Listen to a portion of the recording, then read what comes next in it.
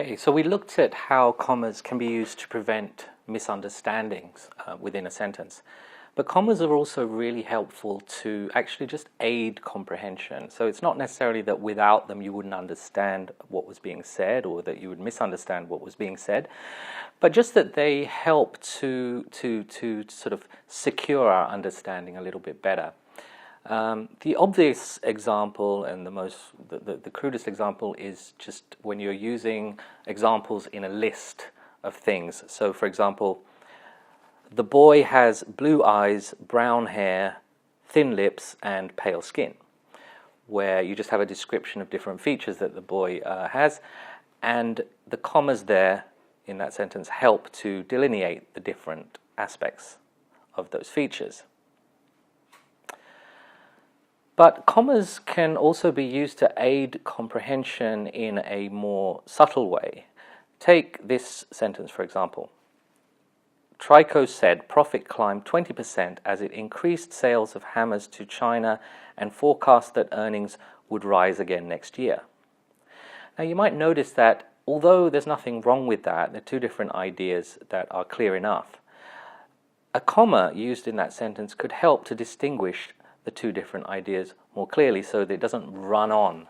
Because when things run on like that, it creates it's a little bit difficult for the brain to kind of see that there are two different ideas involved. So a kind of slightly more elegant way of saying it would be this.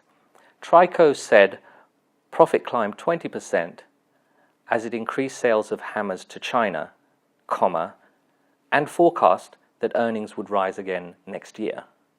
So there are two different things that Trico said there, and the fact that it doesn't run on just helps us distinguish that these are two different things that Trico is talking about, and they're of two different types of quality. So the other great use of commas is to prevent very long sentences from becoming a little bit too muddled to understand. And I'll give you another example here.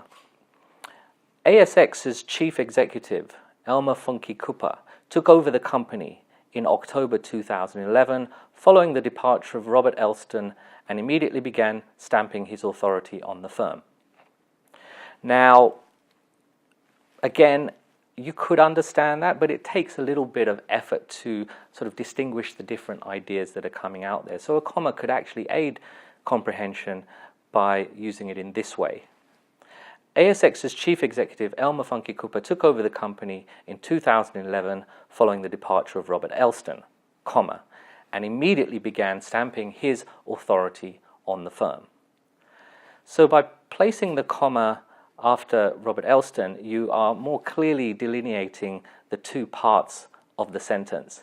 Now it's subtle, but it helps us to kind of keep control of the narrative. So I want you to really think about that. ASX's chief executive, Elmer Funke Cooper, took over the company in 2011 following the departure of Robert Elston, comma, and immediately began stamping his authority on the firm. You've nicely separated out two ideas of slightly different quality. So a comma is really, really useful for that kind of situation.